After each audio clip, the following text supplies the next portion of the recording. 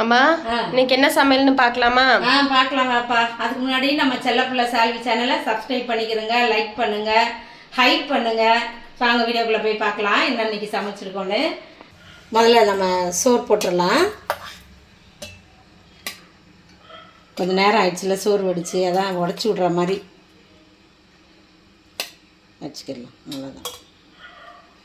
இது என்னது? கடலை. கடலை தூள். அப்புறம் நம்ம அன்றைக்கி வாங்கணும்ல மீனெல்லாம், அந்த மீனில் குழம்பு வச்சாச்சு. வச்சுக்கிடலாம், ஊற்றிடலாமா குழம்ப? இந்த ஒரு மீன் தான் குட்டி மீன் முழுசாக இருந்துச்சு, மீதியெல்லாம் பெருசு இல்லை, அதனால் நான் வந்து ரெண்டு ரெண்டாக போட்டேன். வேணாம்மா பார்ப்போம்மா. நல்லா மீன் வந்து மீன் நல்லா சாப்பிட்லாம் நிறையா வச்சு. நான் மாங்காவும் போட்டு வச்சுருக்கேன், நடுவில் மாங்காய். அப்புறம் கிழங்கா மீன் வறுத்து வச்சுருக்கிறேன், இன்னும் வச்சிடலாம்.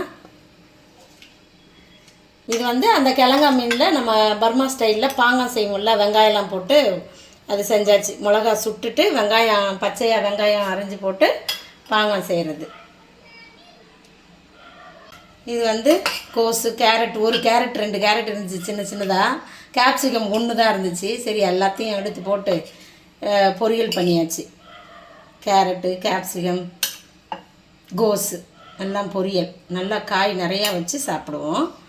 அப்புறம் மாங்காய் பச்சடி இருக்குது. மாம்பழம் காலி ஆகிடுச்சு, அதனால் மாங்காய் இருந்துச்சு. இதுக்கு போட்டோம்ல மீன் குழம்புக்கு, அந்த மாங்காய் வச்சு பச்சடி செஞ்சுட்டேன். சரி இதுவும் தனியாக வச்சு சாப்பிட்டுக்கிடலாம். ரசம், அப்புறம் ரசமும் இருக்குது.